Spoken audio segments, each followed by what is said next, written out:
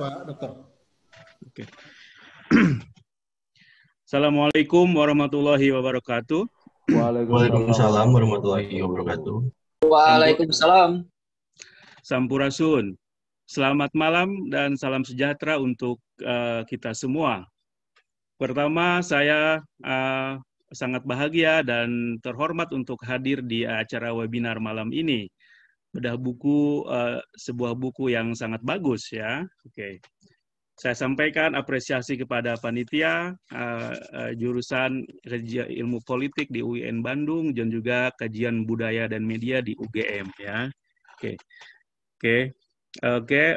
Salam kenal juga untuk pembicara yang lain dari saya, kepada Dr. Kris Budiman dari UGM, kepada Dr. Ikhwan Setiawan dari Universitas Jember, dan kepada Profesor Rahmi Diah Larasati yang dosen dari University of Minnesota, United States. Salam kenal, semoga kita bisa berlanjut lebih dari pertemuan sekarang kita di malam hari ini ya. Terima kasih juga kepada audiens yang sudah hadir di malam hari ini, terutama mahasiswa-mahasiswa yang sudah menyempatkan hadir di malam hari ini, meskipun topiknya sangat berat untuk mahasiswa sebenarnya ya. Oke, saya ingin berbagi layar kepada Anda semua untuk presentasi saya. Oke.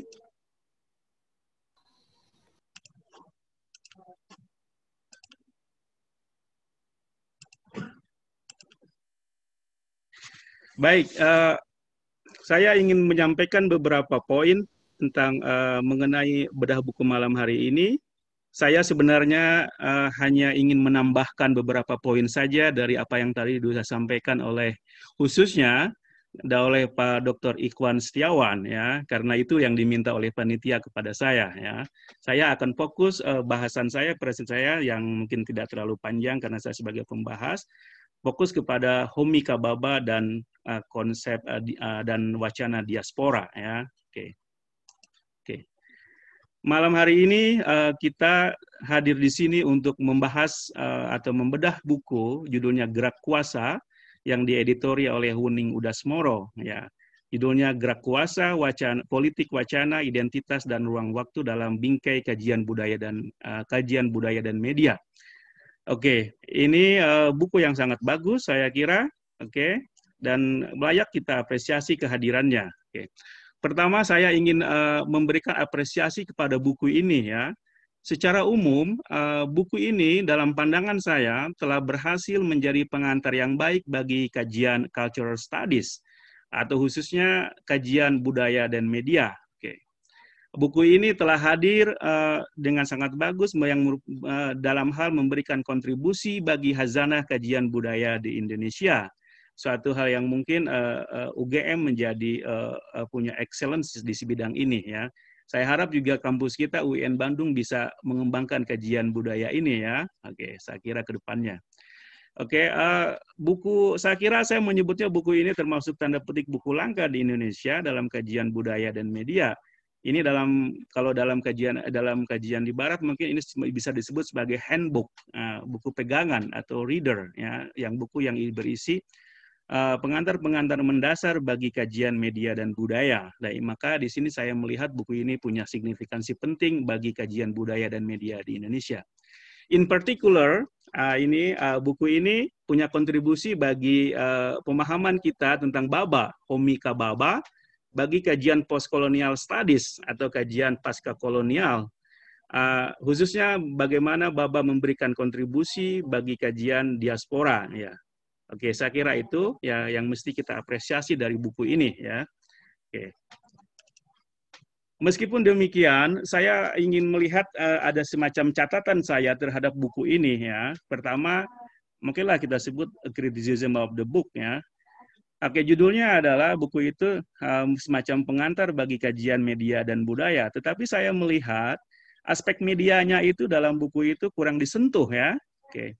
Hanya ada 2 artikel dalam amatan saya yang berbicara kaitan media dan budaya, yaitu tulisan Ratna Noviani yang berjudul Politik Representasi di Era Serba Media, dan juga buku tulisan Handayani, Perempuan-Perempuan di Internet, membahas gender bersama Angela McRobbie.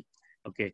Ini padahal judulnya adalah mengenai media dan budaya, tapi hanya ada 2 yang membahas tentang, atau mengaitkannya dengan bagaimana budaya dan media. Baba sudah diperkenalkan dalam buku ini khususnya oleh Pak Ikhwan Setiawan. Barusan juga kita sudah mendengar penjelasannya dengan sangat baik dan komprehensif. Ya, bahasannya luar biasa. Terima kasih Pak Ikhwan atas penjelasan tentang Homika Baba. Namun demikian saya melihat bahwa konsep Baba dalam memahami dan media kurang dielaborasi dalam buku ini. Bagaimana misalnya konsep-konsep Baba dalam melihat relasi antara media, budaya dan media kurang dielaborasi dalam buku ini. Oke, memang konsep Baba sudah dijelaskan oleh Pak Ikhwan dalam bentuk namun lebih tidak mendalam dalam pandangan saya, tidak menjadi fokus utama ya. Oke. Itu adalah catatan-catatan kecil saya dan mudah-mudahan tapi itu tidak mengurangi nilai signifikansi kontribusi buku ini bagi buku itu sebagai sebuah kontribusi besar, sebagai reader, sebagai handbook bagi kajian media dan budaya di Indonesia. Dan ini para mahasiswa, ini khususnya kajian media sangat penting nih buku ini, karena ditulis dalam bahasa Indonesia, karena buku-buku seperti ini saya lihat masih dalam kebanyakan bahasa Inggris, ya, yang mungkin banyak mahasiswa tidak bisa mengaksesnya. Maka kehadiran buku ini saya kira sangat bagus bagi Anda yang minat di bidang kajian media dan budaya. Oke, saya ingin spesifik berbicara tentang Baba ya. Ini juga menambahkan dari penjelasan Pak Ikhwan tadi yang mungkin sedikit luput dijelaskan. Homika Baba, mungkin bagi mahasiswa yang baru dengar, namanya Homika Baba. Dia lahir tahun 1949, dia lahir di Mumbai, India. Dia menyelesaikan PhD di Oxford di bidang English Literature, bahasa Inggris, dan sekarang dia menjadi profesor di Harvard University, di USA. Tapi ada semacam cerita ini nih, penunjukan dia sebagai profesor di Harvard ini, banyak orang yang bertanya, apa sih dia kok bisa jadi profesor di sana, padahal ide-idenya membingungkan katanya gitu ya. Oke, nanti itu terus ada orang yang tidak setuju dengan Baba, mungkin kritik terhadap Baba itu pula. Berarti Baba membalas juga, tidak seperti itu ya. Oke, saya punya catatan sedikit tentang Homika Baba dalam kaitannya dengan topik malam ini yang dimintakan ke saya, mengenai bagaimana Homika Baba dan respon dan wacana tentang diaspora.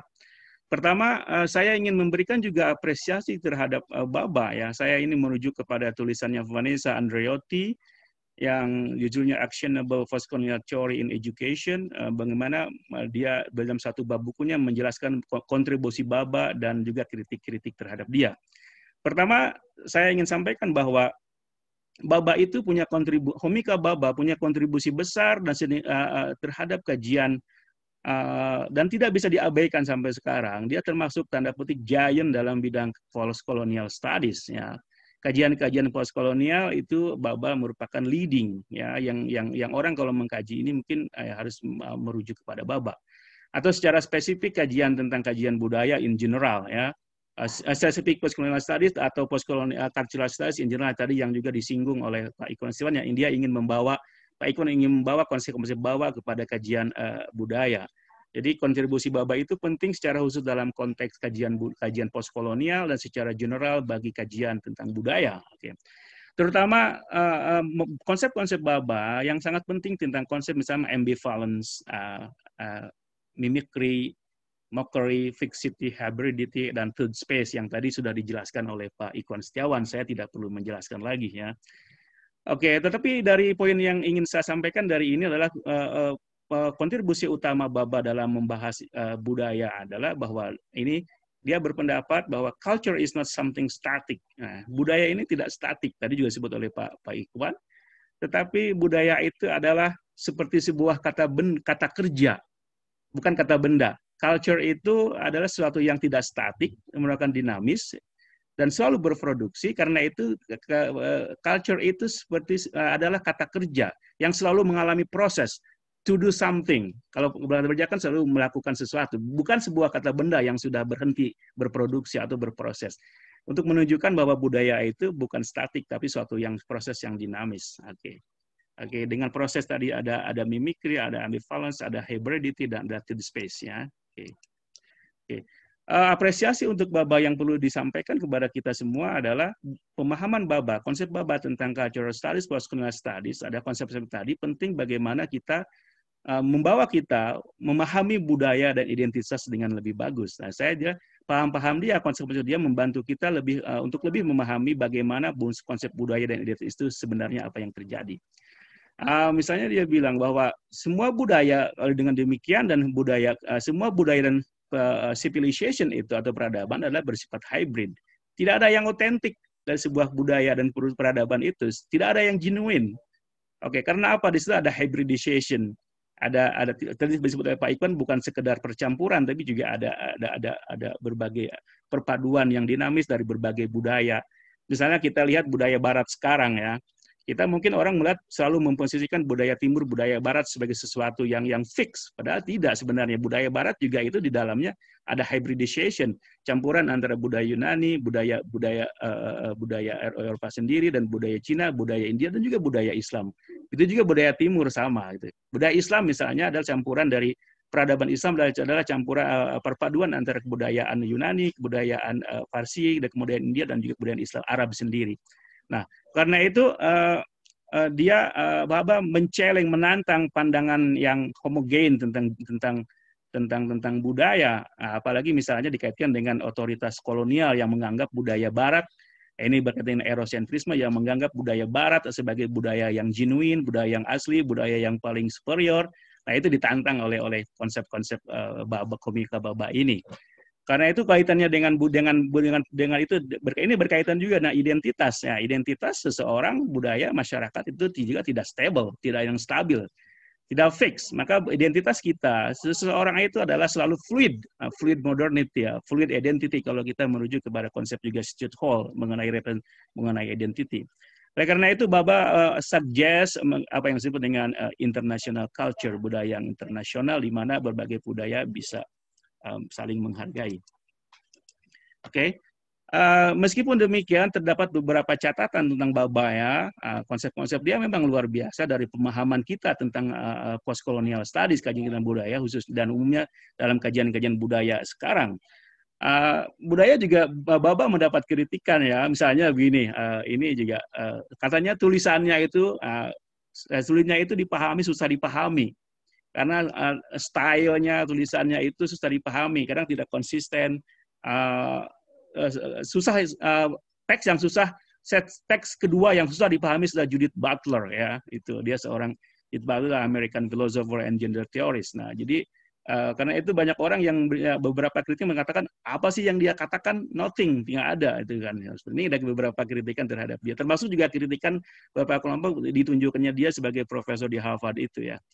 Nah, saya ingin spesifik bagaimana catatan saya, kritik saya terhadap Baba ini dalam konteks kajian diaspora di Indonesia. Oke, kajian-kajian diaspora di Indonesia ini tadi juga disinggung dalam karya Pak Ikhwan dalam artikelnya. Saya kira kajian-kajian diaspora di Indonesia itu, apalagi dengan menggunakan perspektif postcolonial studies Baba itu masih sedikit ya. Yang ada adalah the existing literatur yang ada masih memfokuskan pada kajian diaspora khususnya korban yang berpolitik yang tadi disebut oleh Pak Kris Budawan sebagai diaspora politik ya, khususnya adalah korban kejadian 1965 di Indonesia, di mana banyak orang Indonesia yang menjadi diaspora di negara-negara Cina, kemudian Rusia, kemudian Eropa, dan sampai sekarang akibat terjadi perubahan politik pasca Soekarno jatuh, pemberontakan 1995 PKI, dan masuknya atau berkuasanya rezim baru di bawah Soeharto. Nah, ini mengakibatkan banyak diaspora. Nah, kajian-kajian diaspora di Indonesia dalam pengamatan saya yang mungkin sangat pendek ya, itu masih berfokus pada kajian diaspora yang exile itu, ya, exile. Yang ada di negara-negara. Mereka sekarang banyak pindah di negara-negara Eropa Barat seperti di Perancis, di Belanda, dan Swedia misalnya. Oke, karena itu masih sedikit lagi tentang, nah ini, karena itu kajian diaspora di Indonesia masih sedikit tentang Indonesian diaspora yang non-politik. Ya, kan di Indonesia juga banyak tuh orang yang diaspora di Indonesia, yang mereka melakukan berdiaspora di negara luar Indonesia bukan karena alasan politik, tapi karena sukarela, alasan ekonomi dan juga studi. Ya, tadi mungkin harus ada tadi Pak Budis menyebut ada diaspora politik. Mungkin ini ada diaspora yang lainnya yang bukan tidak politik, tidak politik, tapi juga yang bersifat lainnya karena alasan ekonomi, alasan studi dan sebagainya. Ini saya kira banyak diaspora di Indonesia, mungkin juga dari Ibu Diah juga di Amerika, saya kira banyak itu, yang dalam sejauh pandangan saya yang pendek ini, kajian-kajian diaspora yang non-politik dan ini juga masih belum banyak dikaji. Itu, saya kira ini beberapa catatan saya ya. Oke. Sedikit lagi, terakhir saya ingin sampaikan bahwa catatan saya bahwa tantangan bagi kita semua adalah bagi yang tertarik dengan kajian tentang post-colonial studies atau cultural studies secara umum adalah bagaimana kita mengkontekstualisasikan pandangan-pandangan Baba dalam konteks Indonesia. Baik diaspora di Indonesia yang ada di dalam Indonesia atau diaspora Indonesia yang ada di luar negara Indonesia. Saya pernah mencoba melakukan ini dalam kajian saya, bagaimana menerapkan konsep Baba khususnya dalam konsepnya tentang third space, ruang ketiga. Oke, ya saya bagaimana memahami tentang keragaman keberagaman di Indonesia dengan menggunakan third space, konsep third space Baba. Saya dengan fokus studi kalangan konsep keberagaman di kalangan Dayak Keharingan di Kalimantan Tengah. Oke. Ada hal seperti ini masih sedikit dalam buku Gerak Kuasa juga hanya Pak Kris Budiman yang membahas tentang ini ya, saya kira ini. Maka diperlukan dalam pandangan saya adalah bagaimana kita mengkontekstualisasikan gagasan Baba, konsep-konsep Baba dalam konteks Indonesia, karena Baba kan berbicara dalam konteks India, dalam konteks dia sebagai orang India, kemudian dia hidup di Eropa, di Amerika. Apakah konsep-konsep ini bisa cocok juga di Indonesia dan bagaimana kita menerapkan dalam konteks Indonesia atau harus melakukan semacam rethinking terhadap gagasan-gagasan dia? Saya kira ini tantangan-tantangan yang mesti kita lakukan bila tertarik dengan kajian post-colonial study dalam pandangan Homika Baba. Oke, saya kira itu beberapa catatan saya terhadap buku ini yang luar biasa dan juga khususnya gagasan Baba tentang diaspora dan konsep media. Oke, saya berbicara atas nama sebagai Director of Center for Asian Social Research yang menerbitkan jurnal namanya Journal of Asian Social Research yang tadi disebut juga oleh Pak Dekan kita. Mungkin ini semacam mungkin bagi bapak-bapak yang hadir mungkin bisa juga kalau tertarik ingin mengirim tulisan ke jurnal kami, you are welcome. Oke. Saya kira itu hatur nuhun atas kehadiran dan perhatiannya. Terima kasih. Thank you. Oke, terima kasih Kang Iqbal. Ini pemateri